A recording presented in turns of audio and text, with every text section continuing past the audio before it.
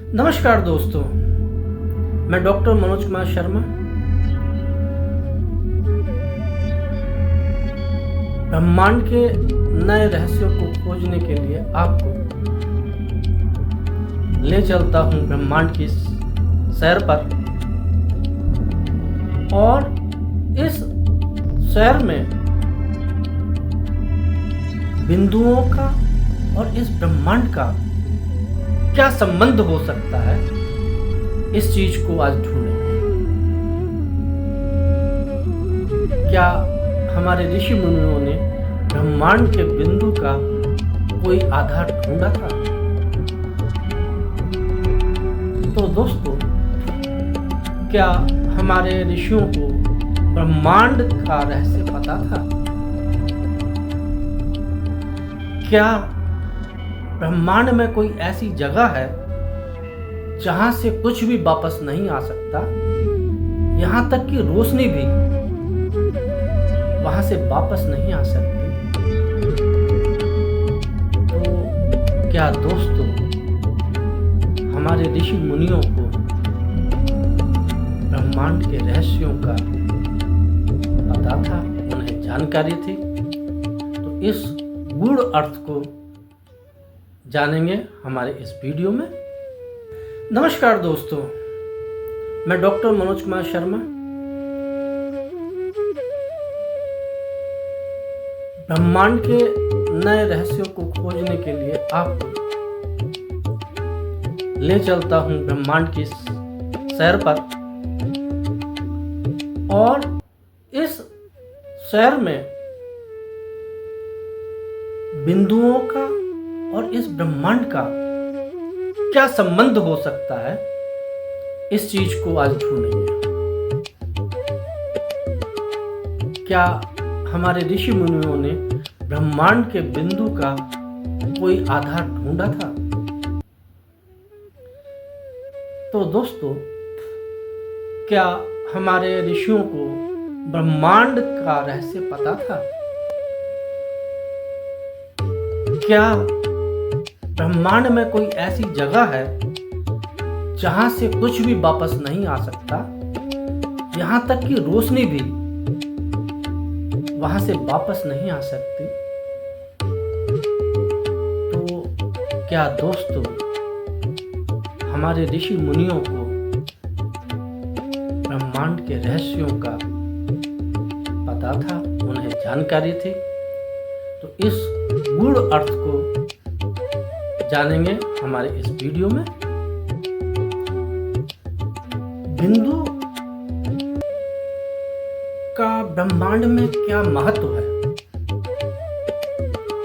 इसको जानने के लिए सबसे पहले हम अध्ययन करेंगे आजकल के साइंस में जो हो रही है रिसर्च, उनको लेकर। आज साइंस में एक थ्योरी आती है ब्लैक होल की,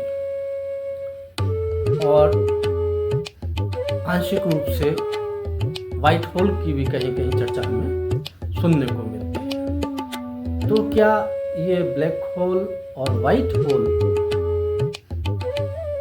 वही बिंदु हैं? ब्लैक होल में सब कुछ समा जाता है, जैसा कि साइंस के रिसर्च कहती है, और व्हाइट होल से सब कुछ बाहर निकलता है। तो क्या सनातन ज्ञान भी इसके बारे में कुछ कहता है?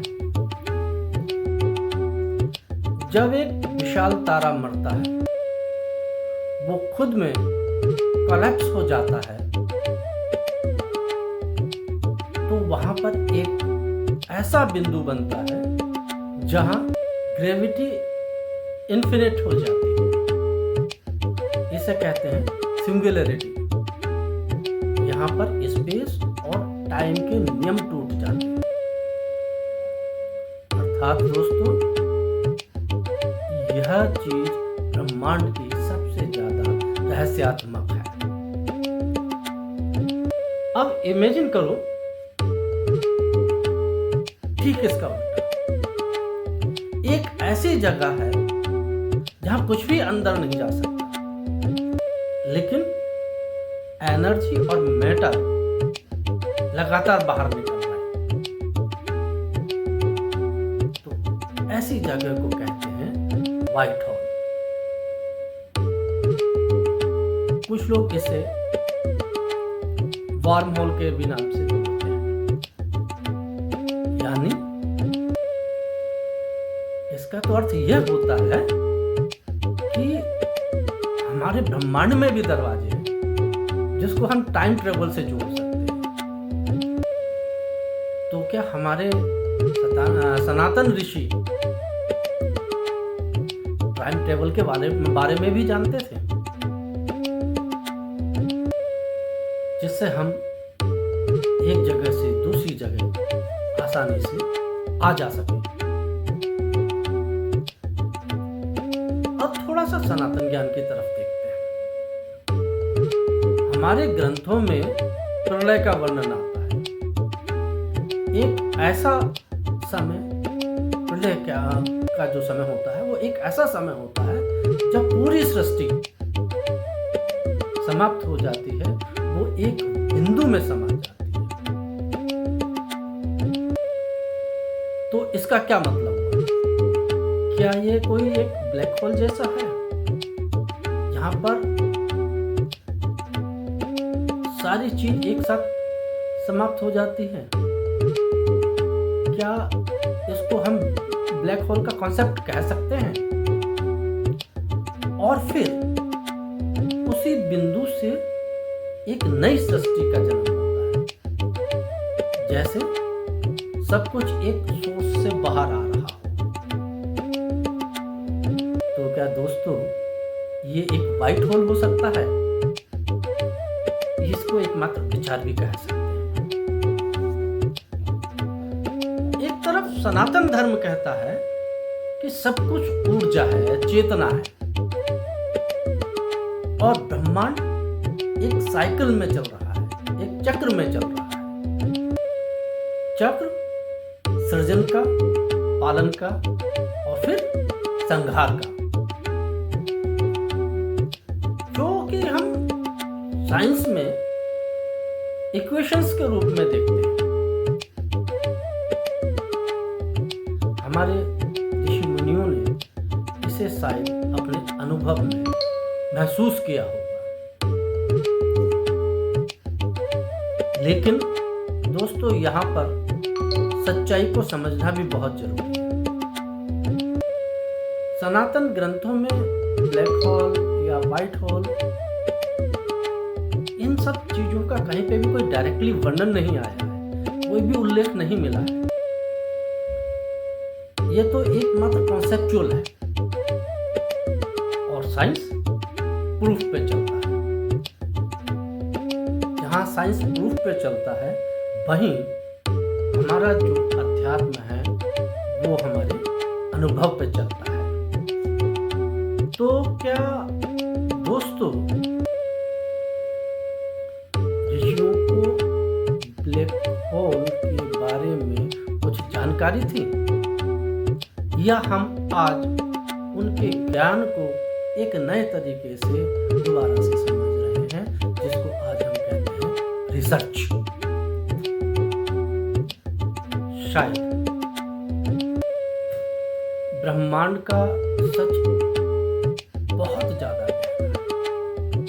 इसको समझने के लिए हमें अभी और रिसर्च की जरूरत है, अभी और अध्ययन की जरूरत है।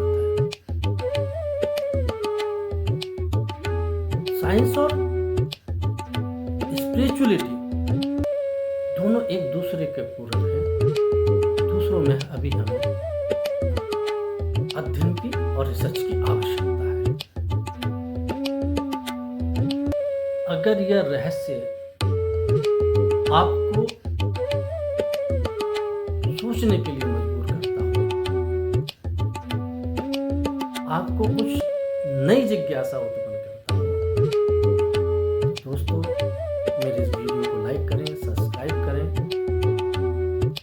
कमेंट्स करें, ताकि मैं इसी तरह आपके लिए ब्रह्मांड से जुड़े हुए नए नए रहस्यों को आपके सामने ला सकूं। धन्यवाद। नमस्कार।